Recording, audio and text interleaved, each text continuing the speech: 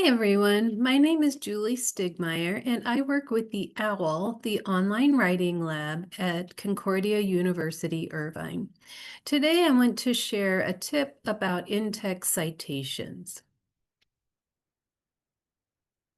So with APA formatting, we have some options when it comes to citing within the text. And you don't need to remember these two terms, but APA calls them either narrative or parenthetical. And then we have some different guidelines for paraphrasing versus quoting. So we'll go over those things. First, we'll begin with narrative and parenthetical. So for in-text citations, we must use one or the other, not both. We use either a narrative or a parenthetical citation. And make sure you're doing that for every claim you make. So a narrative citation refers to when you would include the author's name as part of the sentence. So for example, it would look like this. Kaler, 2016, noted the dangers of falsely balanced news coverage. So here, Kaler is the subject of this sentence and then is followed by the year. And the year kind of interrupts the sentence with the parentheses there. No page number is needed for for paraphrases. We'll talk about that more in just a minute. So this is how it looked for one author. For two authors, you would list both last names and the word "and" written out between the names. So it looks like this. Because the "and" is within the sentence itself, the narrative of the sentence, that's why we would write it out. For three, you would include the last name of the first author with the term et al., which means and the others, and no commas. It would look like this. So here we have Ramirez et al. Supported so-and-so. So notice how this looks. So we have the last name of the first author. Then this is a Latin abbreviation. So it's ET and that's a space. And then alia is the term for others, and it's a abbreviation. So that's why the period goes there. No commas there. And that's how that would look for a narrative citation. For parenthetical citations, you would wait until the very end of the sentence, usually, and put that in parentheses. Sometimes you might have a parenthetical citation interrupt the middle of the sentence, but not very often. So here's an example, the same example, but we would use the parenthetical citation at the very end.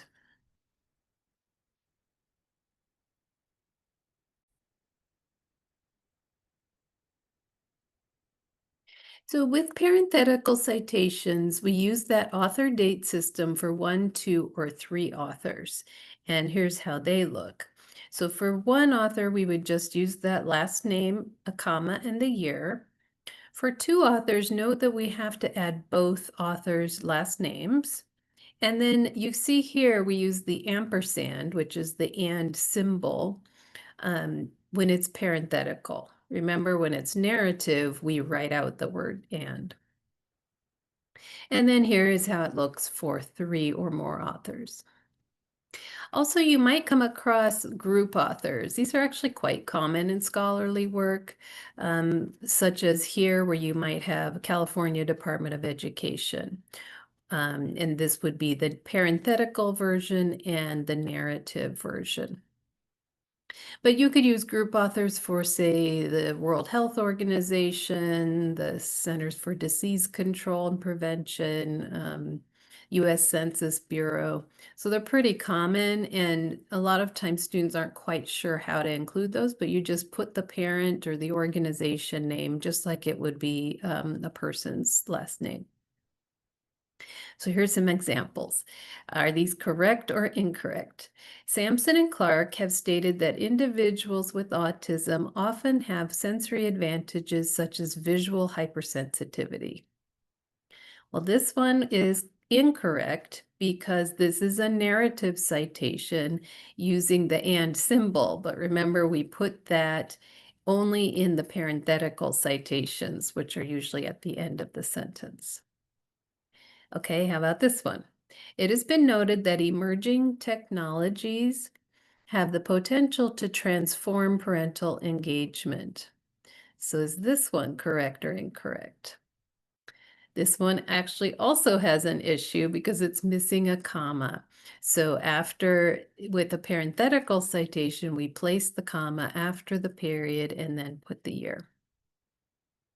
Okay, now it's time to turn to paraphrases and quotations. So far, all of the examples I've shown are paraphrases, which means that there's no exact direct quote in the sentence. But now we'll talk a little bit about that. So just like I showed before, here are the examples of how you would use a narrative citation with a paraphrase and a parenthetical citation. But with quotations, it looks a little different.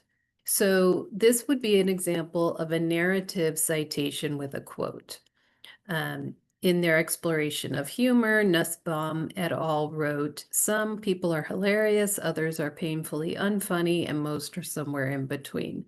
So notice here, it's kind of a lot going on. We put the author's name with et al. Because it's three or more in the sentence itself, in the wording of the sentence. Then it's interrupted with the year. Then at the very end of the quotation, we add the page number, the exact location. So notice here, there's no period before the page number, before the parentheses, it comes at the end. With APA punctuation always comes after the parentheses. So that's how that would look.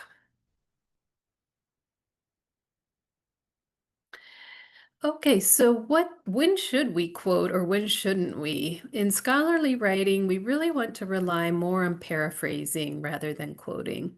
That's how the professionals, professional researchers and writers put together their work. So as students, we're learning to emulate that. Usually, I recommend quoting only when the wording is special or memorable. So if for example, there's a sentence about a statistic, 80% of this student population, something. So you don't need to quote that. You would just, use different wording and add that 80% statistic. This one's a little bit, you can take it or leave it, but I usually like to limit quotations to around 5 to 7 words. The reason for that is because it really forces you to do a little more paraphrasing. The reason why that's a good idea is because you're telling your story to the reader. And if you just drop a quote in without a lot of explanation or context, the reader's going to be lost. So it's better to start with a little bit of a introduction, then limit the quote if possible.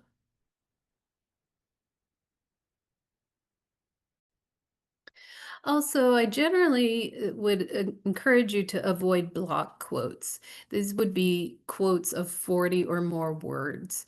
There are some occasions where a professor might allow it, but usually at the master's level, we don't encourage this. Again, it's because you're working with the research and understanding it. And as you do that, you can summarize, paraphrase, point out the most important things, compare and contrast. So it's usually that's why it's kind of best to paraphrase and avoid longer quotes. And then the last tip is just make sure you have that exact location. So usually that's a page number where you would put it as P period space and then the number. But if that's not available, you could look for a paragraph number. So that's how it would be on a website, for example, and you just count from the top of the website, paragraph 1, 2, 3, 4, and then put the number in. So here's an example of a parenthetical citation at the end of a sentence after a quote. So we have the authors, the year, and the page number separated with commas.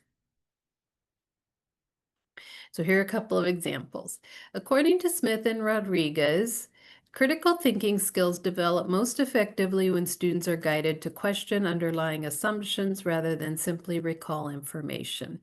So is that correct or incorrect? It's actually incorrect because the page number should appear at the end of the quotation. So it should look like this. So there we would have the page number at the end. How about this one? Same quotation, but I made it a parenthetical citation. So research has shown that, and then there's a quote, Smith and Rodriguez, 2021, page 45. Well, this one was also tricky because we should use the ampersand, that and symbol, in a parenthetical citation with two authors. These are a lot of fussy details, and it took me a long time to learn all of them. My best advice is just to utilize the APA manual, use the apastyle.org website, keep checking your work against the standard, and you'll learn it soon enough. So this was in a summary that we covered the in-text citations for parenthetical versus narrative and how to paraphrase and quote using in-text citations. And the information came from the APA manual. Thanks for joining me, and I wish you all the best as you write. Come visit us in the OWL. Bye-bye.